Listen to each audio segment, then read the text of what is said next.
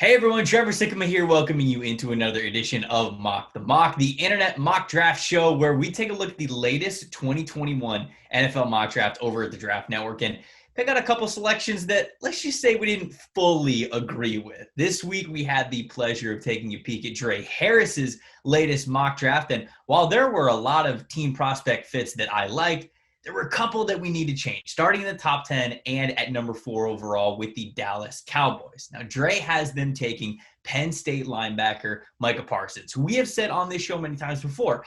I like him. I think he's a good player. But for all of the needs on Dallas's defense, including some linebacker help, this one has the potential for the lowest return on investment. Not because Parsons isn't good. They already have Jalen Smith under that big contract. Leighton Vander Esch is still working on his rookie deal for another season. And perhaps, unfortunately, this kind of looks like it's the linebacker situation in Dallas, at least for a year or two. If they're going to go defense, give me the cornerback option as the immediate starter here.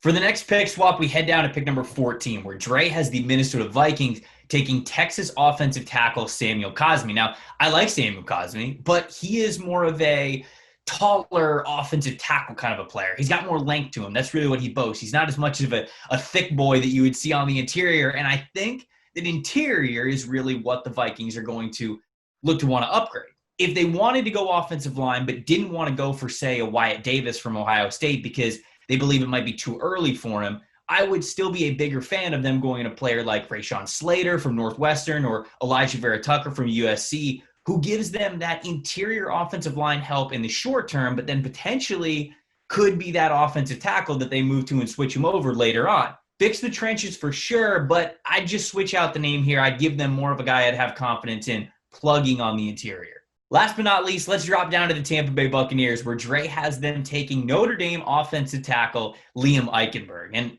Notre Dame's had a fantastic season, and Liam Eichenberg has been a big reason why. They're number 2 in the country. They had that win over Clemson, going for a college football playoff spot, and Eichenberg being that solid presence as their left tackle has been a big reason why. And so I do think that there is room for him to potentially even be a first-round pick, maybe an early day 2 pick. But with the guys that were still already on the board here, I would have looked to a different name again for the Buccaneers.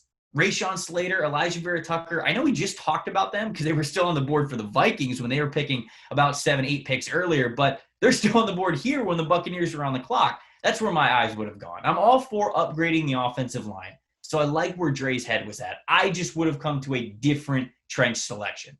That's all for Mock the Mock this week. If you haven't seen Drae's full mock, you can head over to the draftnetwork.com and check it out there. He's going to be adding a 3rd round later this week. Also, keep an eye out for our favorite fits episode of Drae's mock coming out later today.